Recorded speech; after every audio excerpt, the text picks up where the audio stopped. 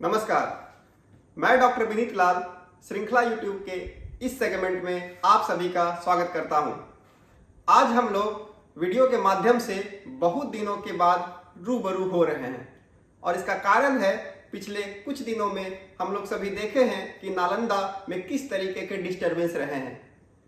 रामनवमी के जुलूस के अवसर पर कुछ ऐसे घटनाक्रम हुए जिसके बाद से 10 दिनों से ज़्यादा हो गए हैं और अभी तक शहर उस सामान्य स्थिति में नहीं पहुंच पाया है। और उसी से रिलेटेड हम आज इस वीडियो के माध्यम से बातचीत करेंगे। सेक्शन 144 धारा 144 CRPC 1973 क्रिमिनल प्रोसीजरल कोड 1973 का धारा 144 सेक्शन 144 के बारे में इस वीडियो में हम सभी बातचीत करेंगे। और यह बात करना इसलिए बहुत जरूरी है कि 31 मार्च 2023 को रामनवमी के जुलूस के अवसर पर बिहार शरीफ के साथ साथ बहुत सारे भारत के विभिन्न प्रांतों के विभिन्न जगहों पे बहुत तरीके के ऐसी घटनाएं आपको सुनने को मिला होगा समाचार पत्रों के माध्यमों से और इलेक्ट्रॉनिक माध्यमों से। और बहुत सारे जगहों पर कुछ आगजनी, पथराव, हिंसक झड़पें ऐसे भी आपने सुना होगा। और उसके बाद वहां के स्थानीय प्रशासन ने सेक्शन 144 इन्वोक करके वहां के हालात को सुधारने का कोशिश किया। तो यह आखिर 144 धारा क्या है? और केवल इस दौरान ही नहीं बल्कि इसके पहले भी 2020 से लेकर 2022 तक में, जबकि कोरोना पूरे भारत के विभिन्न प्रांतों में बहुत तेजी से फैल रहा था, तो उसको भी फैलने से रोकने के लिए बहुत सारे जगहों पर सेक्शन 144 को इम्पोजिशन किया गया था। उसके पहले भी अगर आप देखें तो CAA पे बहुत सारे जो विरोध प्रदर्शन हो रहे थे उसको भी रोकने के लिए, या फिर उसके पहले और भी कृषि कानून हो या फिर रामलीला मैदान का ऐसा केस हो, ऐसे बहुत सारे समय पर जबकि पब्लिक ऑर्डर को डिस्टर्ब होने की खतरा हो, पीस एंड ट्रैंक्विलिटी को अगर भंग होने की संभावना हो, तो स्थानीय प्रशासन 144 सेक्शन इंपोज करती है, धारा 144 लागू करती है। इसलिए आम जनमानस 144 धारा के बारे में सुनते तो बहुत है, लेकिन शायद उसके बारे में, उसके कानूनी पहलू के बारे में बहुत अच्छे तरीके से नहीं समझ पाते हैं। तो आज बहुत आसानी से हम लोग यह समझने की कोशिश करेंगे। अगर देखें कि धारा 144 बेसिकली है क्या, तो धारा 144 basically public order and tranquillity को मेंटेन करने के लिए स्थानीय प्रशासन को शक्ति प्रदान की गई है। क्योंकि आपको पता है कि शांति और व्यवस्था, लॉ एंड ऑर्डर को मेंटेन करने का जो जिम्मेवारी होता है वह स्थानीय प्रशासन का होता है, जिला प्रशासन को होता है।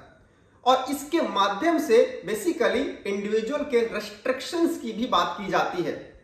मतलब कि किसी खास व्यक्ति से अगर किसी तरीके के खतरा हो या होने की संभावना हो तो प्रशासन उसको 144 धारा लगा करके किसी खास जगह जाने से भी रोक सकता है। मतलब कि धारा 144 किसी खास एरिया के साथ साथ किसी खास व्यक्ति पर भी लगाया जा सकता है। धारा 144 पूरे के पूरे प्रदेश स्तर पर भी लगाया जा सकता है, किसी खास जगह पर मतलब किसी खास थाना में लगाया जा सकता है और इंडिविजुअल पर भी लगाया जा सकता है। जैसे कि पिछले दिनों आपने देखा होगा कि बिहार शरीफ के शहरी क्षेत्रों में धारा 144 लागू कर दिए गए।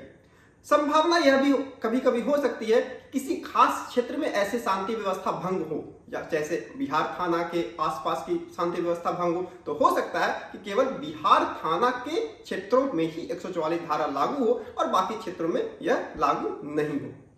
संभावना यह भी कभी कभी हो सकता है कि पूरे प्रदेश स्तर पे किसी खास घटनाक्रम से शांति व्यवस्था भंग होने की संभावना हो, तो पूरे प्रदेश भर में भी 144 धारा लगाया जा सकता है। जैसे कि उत्तर प्रदेश में यह CAA के दौरान जब बहुत सारे ऐसे प्रोटेस्ट और प्रोसेशंस हो रहे थे, तो ऐसे घटनाक्रम बढ़ने को रोकने के लिए वहां पर पूरे प्रदेश भर में 144 धारा लागू किया गया था।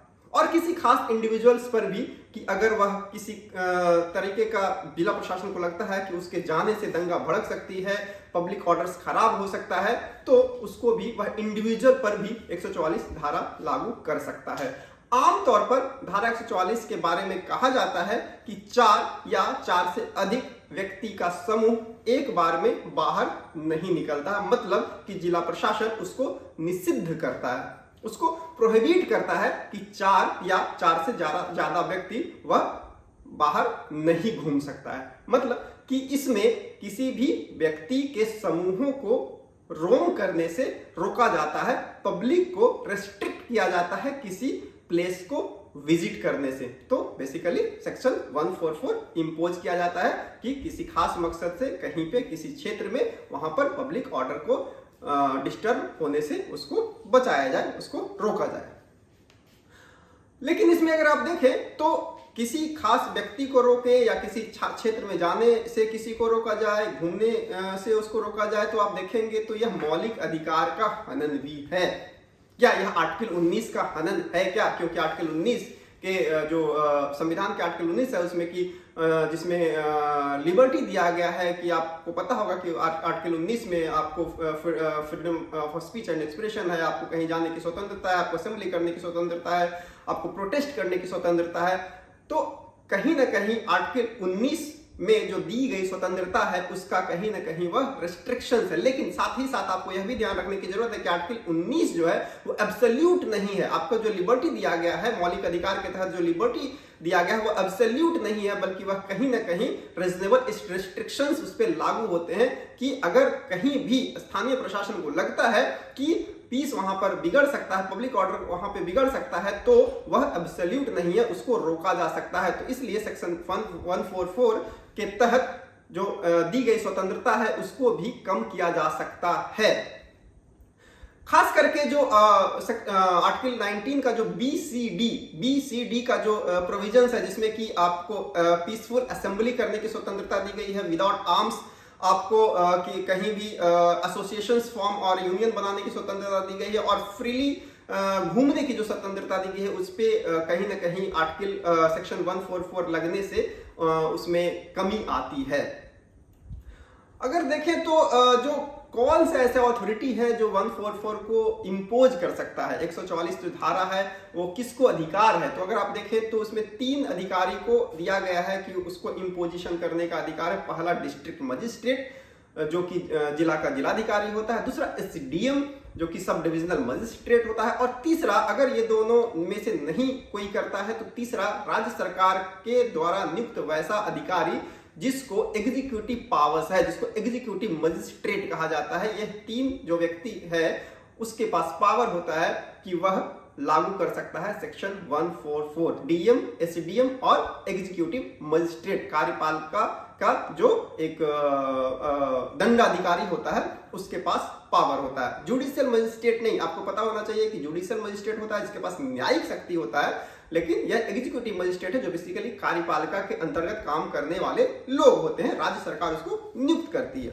अगर देखें तो सेक्शन 144 में दी गई जो प्रोविजंस है उसको वायलेशंस अगर कोई लोग करता है तो क्या उस पे कौन सी ऐसे धारा लगाई जाएगी, तो अगर आपको ये ध्यान रखना चाहिए कि सेक्शन 144 का अगर आप वायलेशन करते हैं तो आईपीसी की धारा 188, आईपीसी की सेक्शन जो 188 है वह आप पर जिला प्रशासन लागू कर सकती है। और आईपीसी की 188 धारा क्या है, आपको कोरोना के समय भी आप देखते होंगे जितने भी पत्र निर्गत किए जाते थे जिला प्रशासन की तरफ से, उसमें होता है इसमें यह था कि जो भी डिजास्टर मैनेजमेंट एक्ट था वो आप अगर वायलेट करते हैं तो आप पे 188 धारा के अनुसार कार्रवाई की जा सकती है, और 144 में भी अगर आप किसी तरीके का वायलेशन करते हैं तो सेक्शन 144 जो आईपीसी का इंडियन पिनल कोड में दिया गया है उसके तहत आप पे कार्रवाई की जा सकती है, जिसमें अधिकतम सजा 6 माह की होती है।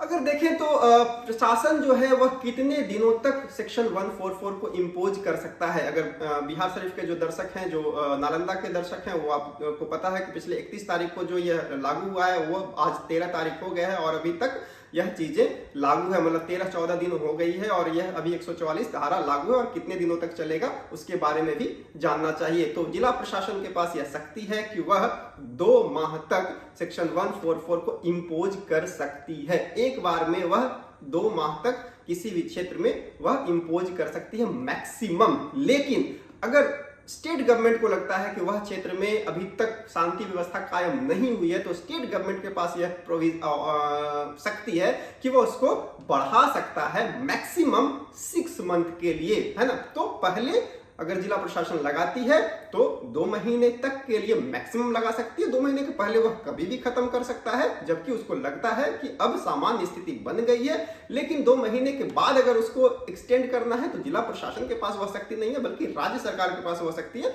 और राज्य सरकार उसको 2 महीने के बाद मैक्सिमम 6 महीने की अवधि तक उसको बढ़ा सकता है। अगर आप देखें तो मजिस्ट्रेट के पास ये जो शक्ति दी गई है, अगर उसको खत्म करना है तो क्या इसके कोई प्रोविजंस हैं क्या, तो आपको ये ध्यान रखना चाहिए कि मजिस्ट्रेट के पास ये बहुत बड़ी शक्ति दी गई है सेक्शन 144 अगर लागू की जाती है तो। और आपके पास केवल एक अधिकार यही है कि मजिस्ट्रेट को ही आप रिव्यू पिटीशन देंगे। मतलब कि अगर आपको लगता है कि इस क्षेत्र में जो लागू किया गया 144 है वह सही नहीं है, तो मजिस्ट्रेट को ही आप रिव्यू पिटीशन देंगे, और मजिस्ट्रेट जो है वह खुद ही देखेगा, रिव्यू करेगा कि वह सही तरीके से लागू किया गया है या नहीं लागू किया गया। अगर उसको लगता है कि हाँ, रिव्यू में उसको लगता है कि हाँ उसमें हम चेंजेस कर सकते हैं तो वो चेंजेस लाया जा सकता है, लेकिन यह जुडिशियल स्क्रूटनी से बाहर नहीं है। मतलब कि अगर कहीं भी आपको लगता है कि सेक्शन 144 का इंपोजिशन गलत तरीके से किया गया है, आर्बिट्री किया गया है, वह जेन्युइन नहीं है, तो you have the right to go to the high court. आप हाई कोर्ट में जाकर के आप इससे मुक्ति पा सकते हैं या फिर आप उसको हटवा भी सकते हैं। तो हाई कोर्ट ने और सुप्रीम कोर्ट ने बहुत सारे बार बताया भी है सेक्शन 144 में कि वह एब्सोल्यूट नहीं है, बल्कि रीजनेबल ग्राउंड्स होने चाहिए। आपको आर्बिट्री जिला प्रशासन को लगता है कि हाँ शांति व्यवस्था भंग हो सकती है मेयर एक केवल स्पेकुलेशन से, तो वह 144 नहीं लगाएगी, बल्कि उसके पास ठोस एविडेंस होना चाहिए और रीजनेबल ग्राउंड्स होना चाहिए। मेयर एप्रीहेंशन नहीं होना चाहिए कि हाँ ऐसा लगता है, ऐसा हो सकता है ना। कोई इंटेलिजेंस का इनपुट होना चाहिए या कोई ऐसी घटना हुई है, पास्ट की हिस्ट्री होना चाहिए, तो वह 144 का इंपोजिशन कर सकता है। अगर इसके बारे में आगे देखें तो बहुत सारे ऐसे कोर्ट के जजमेंट हैं जो कि सेक्शन 144 के बारे में बताता है। तो एक बहुत इंपॉर्टेंट जजमेंट है Ghulam Abbas versus state of UP 1981। ये सब जो जजमेंट्स हैं लगातार क्वेश्चंस भी पूछे जाते हैं एग्जाम्स में, क्योंकि ये सब लैंडमार्क डिसीजंस हैं सेक्शन 144 से रिलेटेड। तो Ghulam Abbas versus state of UP जो 1981 का जजमेंट है, उसने ये बताया है कि बेसिकली ये सेक्शन 144 की जो शक्ति है वह एडमिनिस्ट्रेटिव इन नेचर है। यह एक प्रशासनिक व्यवस्था है, यह किसी भी तरीके से न्यायिक या अर्ध न्यायिक व्यवस्था नहीं है। क्या है? यह एक केवल एडमिनिस्ट्रेटिव इन नेचर है, यह जुडिशियल और क्वासी जुडिशियल पावर नहीं है। अगर दूसरा इंपॉर्टेंट केस के बारे में बात करें तो Babulal versus state of Maharashtra 1961 का केस अगर देखें तो 1961 के समय पर मजिस्ट्रेट के पास ज्यादा पावर्स थे, सेक्शन 144 इंपोज हुआ करता था। तो और उस समय तो इनफैक्ट हाई कोर्ट ने यह भी कहा था कि एप्रीहेंशंस के कारण भी सेक्शन 144 को इंपोज किया जा सकता है। लेकिन बाद में कोर्ट ने खुद ही मधुलिमेय केस में, मधुलिमेय जो केस 1968 का केस है, उसमें कोर्ट ने स्पष्ट तौर पे कहा था कि एप्रीहेंशंस केवल कारण नहीं हो सकता है, बल्कि एक ठोस ग्राउंड होना चाहिए जब सेक्शन 144 इंपोज किया जाता है तो। और अगर आप आगे देखें तो 2012 का बहुत ही एक फेमस केस है, लैंडमार्क डिसीजन है सुप्रीम कोर्ट का, रामलीला मैदान केस 2012। और रामलीला मैदान 2012 का जो केस इसलिए इंपॉर्टेंट है क्योंकि आपको पता होगा कि जो ब्लैक मनी से संबंधित बहुत आंदोलन जो चल रहे थे उस समय रामलीला में बहुत सारे लोग बाबा रामदेव के नेतृत्व में प्रदर्शन कर रहे थे और वहां पर सेक्शन 144 इंपोज किया गया था। और बाद में कोर्ट ने पुलिस को बहुत सारी हिदायतें दी थी कि that was not the genuine imposition, क्योंकि उन पे कहा गया था कि प्रोटेस्ट करने का अधिकार जो अधिकार दिया गया है पब्लिक को वह एक मौलिक अधिकार है, और केवल इसलिए उस पे एक सेक्शन 144 का इंपोजिशन नहीं किया जा सकता है कि पुलिस को लग रहा है कि वहां पर ऐसी घटनाएं होंगी, क्योंकि वह एक शांतिपूर्ण प्रोटेस्ट था। तो रामलीला मैदान का जो एक केस था 2012 का, उसमें पुलिस को हिदायत दी गई थी कि उसके पास किसी तरीके का ठोस ग्राउंड नहीं था सेक्शन 144 इंपोज करने का। सेक्शन 144 की बात होती है तो आपको पता है कि यहाँ पे 4 व्यक्ति या 4 व्यक्तियों से ज़्यादा का घूमने पर प्रतिबंध लगाया गया है। साथ ही साथ आप सुनते होंगे कहीं कहीं पे किसी खास क्षेत्र में कर्फ्यू लगा दिया जाता है। तो कर्फ्यू जो वर्ड है बेसिकली कहीं भी सीआरपीसी और आईपीसी में उद्धृत नहीं है, कहीं भी लिखा नहीं गया है, लेकिन सेक्शन 144 का ही एक एक्सटेंशन माना जाता है कि जब कभी भी प्रशासन को लगता है कि जो एक स्थिति है बहुत ही गंभीर स्थिति बन गई है और पब्लिक का मूवमेंट जो है वह किसी तरीके के डिसऑर्डर क्रिएट कर सकता है, तो उसमें पब्लिक को घूमने से ही पूरी तरीके से मना कर दिया था, जो बेसिकली सेक्शन 144 के अंतर्गत आता है। तो कर्फ्यू कोई एक ऑफिशियल वर्ड नहीं होता है, बल्कि जब पूरी तरीके से प्रतिबंध लागू कर दिए जाते हैं कि किसी तरीके के स्कूल कॉलेजेस नहीं खुल सकते हैं, पब्लिक मूवमेंट नहीं कर सकती है और केवल इसेंशियल चीजों के ही दुकान खुल सकते हैं, तो उसको बोला जाता है कि कर्फ्यू इंपोज कर दिया गया है।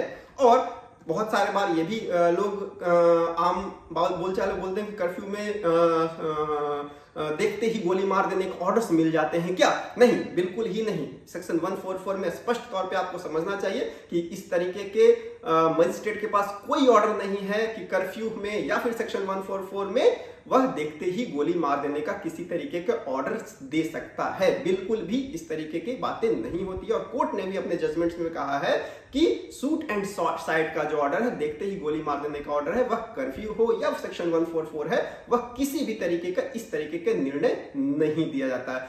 तो इस तरीके के जो आम तौर पे जो चीजें चल रही होती है उसको हम लोग वीडियो के माध्यम से समझाने की कोशिश करते हैं, ताकि जो पब्लिक हैं, जो आम जनमानस हैं और जो पढ़ने वाले जो विद्यार्थी हैं, जो प्रतियोगिता परीक्षाओं की जो तैयारी भी कर रहे हैं, उनसे भी रिलेटेड बहुत सारे क्वेश्चंस इससे आते हैं। तो कंफ्यूजन की स्थिति में ना रहें, बल्कि उसके बारे में अच्छे तरीके से जानें। तो आगे आने वाले वीडियोस में इसी तरीके के कुछ इंपॉर्टेंट टॉपिक्स के बारे में हम लोग डिस्कस करेंगे। तब तक के लिए इस चैनल को लाइक करें, सब्सक्राइब करें। बहुत बहुत धन्यवाद।